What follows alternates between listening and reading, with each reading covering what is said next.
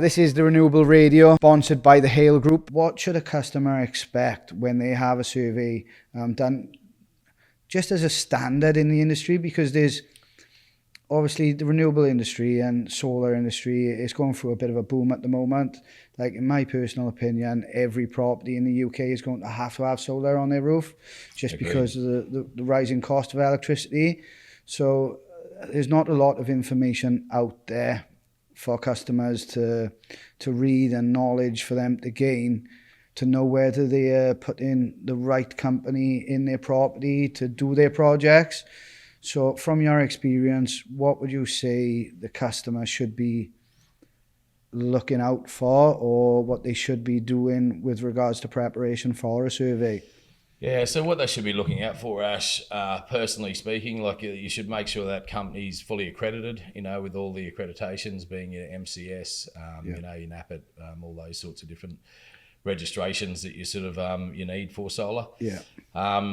And then also have a look at the company's sort of, Trustpilot reviews, those sort of things. That sort of gives you good insight. Trustpilot can't be fudged, so it's same. Google reviews is another good one. If you're getting them off like a third party lead thing, so like Check a Trade or Yell.com, always look at reviews. I recommend the customers are doing their due diligence in the other companies. Yeah. That's a good one. And obviously HICE or REC as well is massively important. Exactly right, yeah. So that customers know that their deposits are taken care of, just in Safe case. and secure.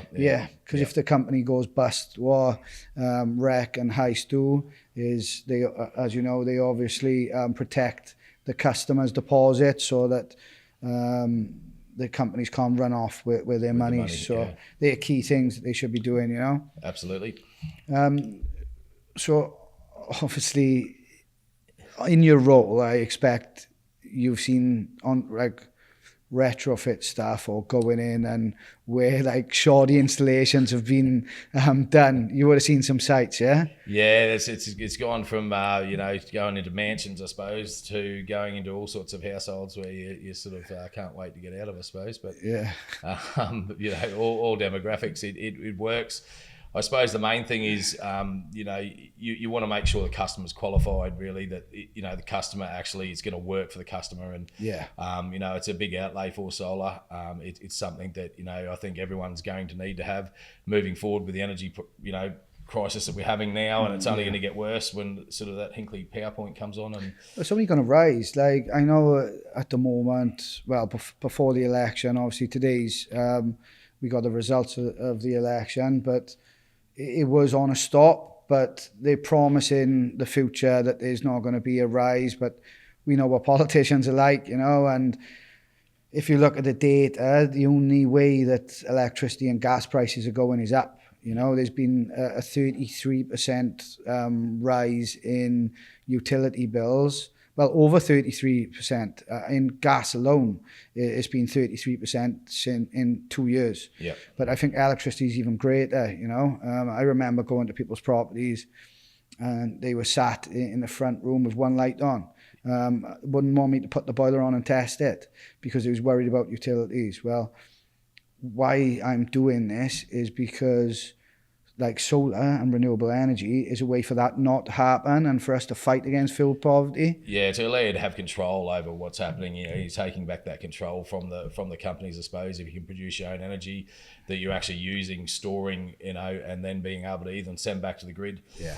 Like for example, I've had a customer recently reach out that, the system we designed, put on the roof is actually paid for half their gas bill during the winter as well from what they've actually put back as built up as those credits in the summertime. So wow. Amazing. And those sort of things is, what gets me ticking, I suppose, because I'm very passionate about the industry. And it's motivation, It is, when you're having results for customers and you believe in what you're doing, it makes the whole process a lot easier. That's it. A lot of people are quite nervous, I suppose, going into the process because, as I said, it's quite a big outlay. Yeah. There's a lot of myths around solar, I suppose. You know, does it work? Does it not work? All the rest of it. So it's quite good when you're having people ring you 6 months later and say, you know, thank you so much. This is amazing. It's helped us, you know, immensely. So. Especially if you're having a bad day, you know, and then you get a nice phone call. Right, yeah. It's like, oh yeah, that little bit of a boost to get you through. That's it. Yeah. Yeah, nice. Yeah, cool. So I suppose what you should expect from a survey. You know, you want the surveyor to be asking the right questions, and you need to ask the right questions yourself, you know, like, you know, questions like, how do you come to the understanding that I need to have, say, 6 kilowatts of solar put on my roof? Yeah. You know, is the roof going to handle the weight of the solar panels? You know, where does the battery go? Very important questions, really, you know, moving forward in the industry, I suppose. On a survey, obviously you'll go in there, the customer is interested in solar, you've got a little bit of knowledge about solar. How should the customer prepare for your site visit? Well, preparing for the site visit's pretty easy, really. We want to know what you're using in electricity. So we need to work out what that annual usage in kilowatt hours is, to, you know, be able to design the system properly, you know, to work best for your situation, pretty much. And that's different. Massively important, isn't it? You know, massively important. Doing it properly with the right information could literally depend, like the customer earn money off their system or not earn money off their system, or whether it's worthwhile or not worthwhile, you know? Exactly right. So it's designing that system to be, you know, accurately correct to what your usage is now, with the view also in the future, I suppose, of you know, is your usage going to go up? Like, are you, you know, getting an air source heat pump? Are you getting an electric car, you know? So these are all things you want to sort of, you know, sort of find out, I suppose, doing the survey. To make sure you design that right, the system right. Pretty much, like, it's very important to have that electricity bill. You know, we can then work it out. You know, my conversation is, you know, what are you looking to do in the future? You know, have you got kids? You know, how many kids have you got? You know, where you're going from here? Are you changing your heating system? Are you, you know, so there's a lot of variables, but it's if we can ascertain all that information, then that allows the surveyor to actually design that survey correctly for someone.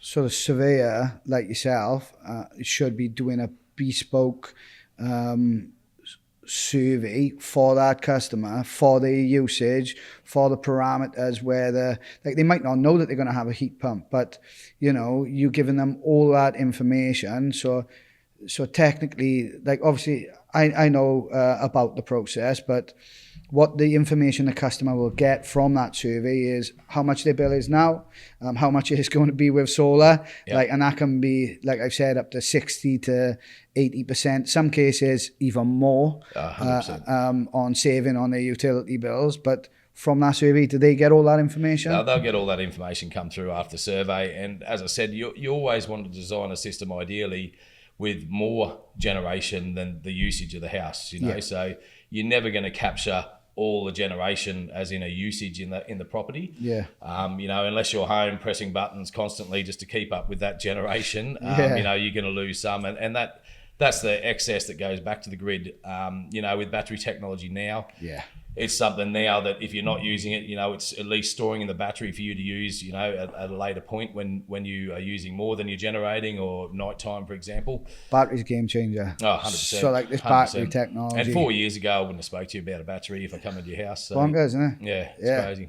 Yeah, so we've just had a battery and solar on ours, and like the difference in our bill alone is just like crazy. You know? That's it. And the things you can do with the battery now, like, you know, these cheaper night rates you get for EV cars, for example. So you can set your battery up to actually force charge at that cheaper rate at the night time. And so you're waking up every morning, you've got a full battery. You know, there's one tariff around at the moment that it's 7.5p that they're charging from the hours of 12 through to 5 in the morning. Who's that? That's with Octopus. Yeah, Octopus. Yeah, fantastic. But you're buying it in for 7.5p, and then during the day you're selling it off at 15p. So you're doubling your money there and straight away. You know, so it's all these little things that you can sort of, you know, once you get the full picture of what the customer's wanting, what their desire is, you know, and why they're wanting to actually put solar on. You know, this is how you can sort of help them to meet the goals. Like everything that you can do with these systems now, like, it's just built for saving money for consumers, you know. And like, I recommend everyone to, if they're worried about utility bills, or they're worried about like the cost of things going up, or they think they've got a bit of a big roof and they could put solar panels on with like a good direction, then just inquire about it, find out more information about it, and just see what potential returns they'll have, you know. 100%. And it's not so much you're going to get rich from having solar panels on your roof. Of course. All it's doing is taking back that control of, if you're using 4,000 kilowatts a year, but you're generating 5,000 kilowatts a year, your energy self-sufficiency then is, you know, where you want to be. So. Sure.